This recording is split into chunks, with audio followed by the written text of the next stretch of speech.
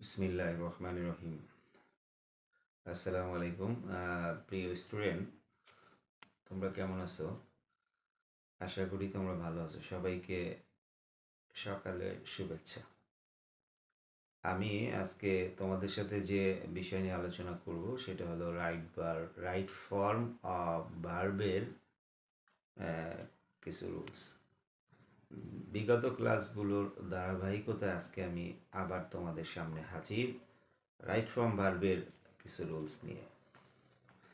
Right form verb করার সময় আমরা ভয়েসের ব্যাপার নিয়ে রাইট ফর্ম ভার্বে কিছু আলোচনায় যেতে চাই।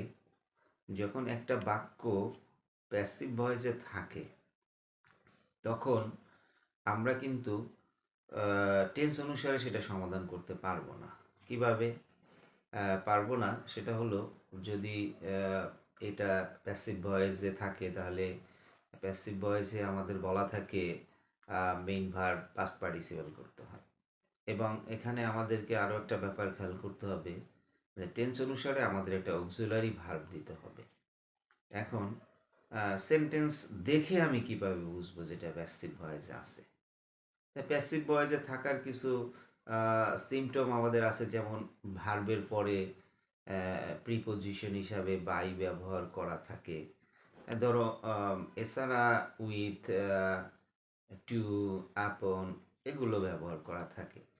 কিন্তু যদি আমরা প্রিপোজিশন না দেখি বা বাক্যে প্রিপোজিশন না থাকে, তখন আমরা কিভাবে এটা চিনবো যে এটা প্যাসিভ ভয়েসে আছে? এটা চেনার জন্য আমাদেরকে যে ব্যাপারটা প্রথমে খেয়াল রাখতে হবে সেটা হলো যে এখানে সাবজেক্ট, যিনি আসলে বাক্যের কাজটি সমাধান করে বা করে থাকে সে সাবজেক্ট।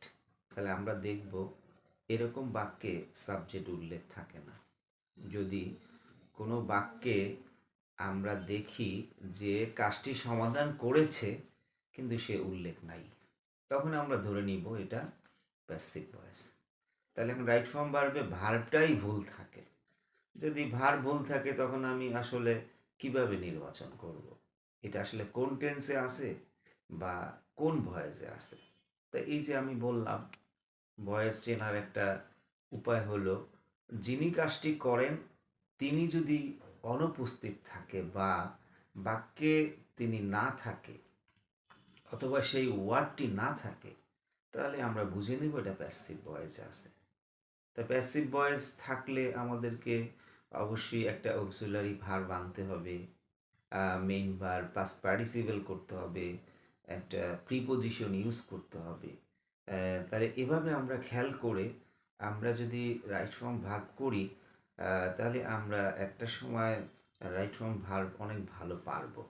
আর আমাদের মনে রাখতে হবে, রাইট ফর্ম ভার্ব যদি একটা স্টুডেন্ট ভালো পারে তাহলে সে এইটার ইমপ্যাক্ট বা প্রভাবটা গ্রামারের বিভিন্ন জায়গায় সে দেখতে পাবে এবং কাজে লাগাতে পারবে। আমরা ৫ ওয়াক্ত নামাজ পড়ি, কোরআন ও হাদিসের আলোকে চলি। আসসালামু আলাইকুম ওয়া রাহমাতুল্লাহি ওয়া বারাকাতুহু।